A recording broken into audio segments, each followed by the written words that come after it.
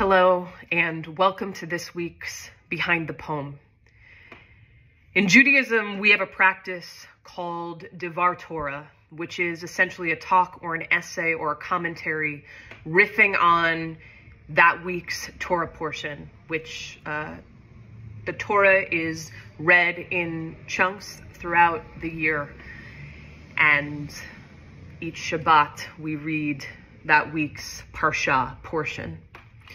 This week's portion, Parsha, is from Genesis, and it is about the Great Flood and the destruction of the world, and Noah and his family building an ark, bringing loved ones and animals on board, and in hopes of beginning the world anew on the other side of the devastation in their wake from the flood.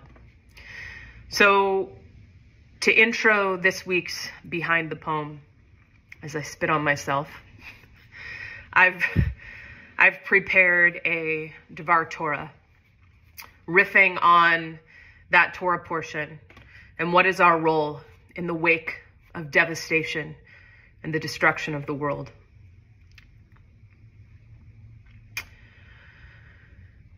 I have long felt that injustice, liberation, and anti-oppression work on the road and journey to world peace, on the collective pathway to what we call in Judaism tikkun olam, repairing the world.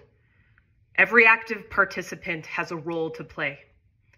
When I recount the many roles I have taken on throughout my life, I think of how at different moments, both in my journey as an artist, organizer, activist, and educator, as well as in the world at large during moments of crisis and urgency, as well as moments clutched by the fallacy of calm, during which injustice and oppression still most certainly persist.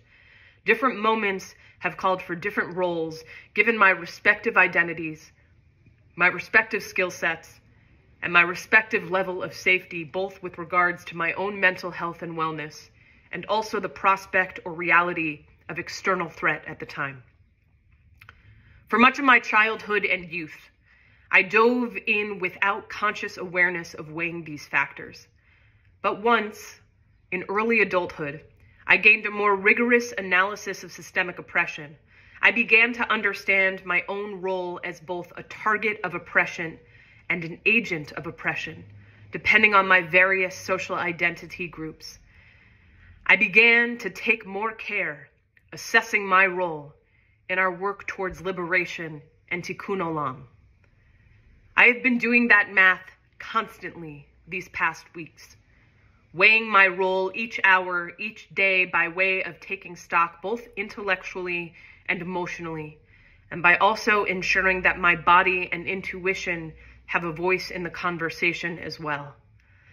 And I have been holding the roles too that people I love have named when I've asked them what I can do to support them. One Palestinian friend asked me to try to speak up when I am able to. One Israeli friend asked me to practice mitzvot, good deeds, learn a little extra, educate anyone who needs. So I am weighing and integrating that too. That too informs my role, the actions I take. What I feel my role is today may change drastically tonight, or tomorrow, or next week. But I know that I am doing my best to show up to each moment with tremendous and rigorous intentionality and care.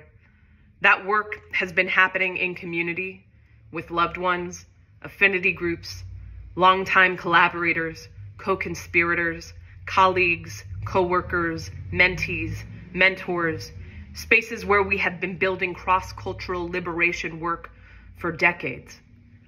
And some of that work I am doing here because I believe that art has a loud role to play on the road to liberation and justice for all.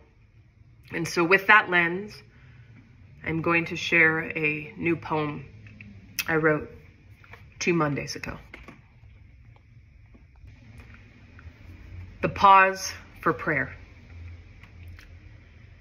The 25 hours of Shabbat. The space between the breath. Our arms around each other in a circle, before we go on stage. A table together, saying grace. My friends, wrapped in tefillin, talit draped over their shoulders, their bodies davening shacharit 100 feet from the jeep on the cusp of the savannah, mere minutes after the sun. A moment of silence for those we have lost. A moment of silence for what we have done. The 7 days of Shiva after a death. The space, the space, the space between the breath. The food truck vendor on the edge of Eastern Parkway, outside the museum, kneeling curbside on a cardboard box at dusk before making falafel over rice. Pekuah nefesh, our commandment above all else, to preserve and save another life. A moment of silence for those we have lost. A moment of silence for what it has cost. The hopes I had for lockdown, that all the quiet might be a loud enough reminder that we are together, all of us. God, I am praying for your holiness, that you know it, that you feel it, and that you see it, and that the world sees it and honors it too. Amen.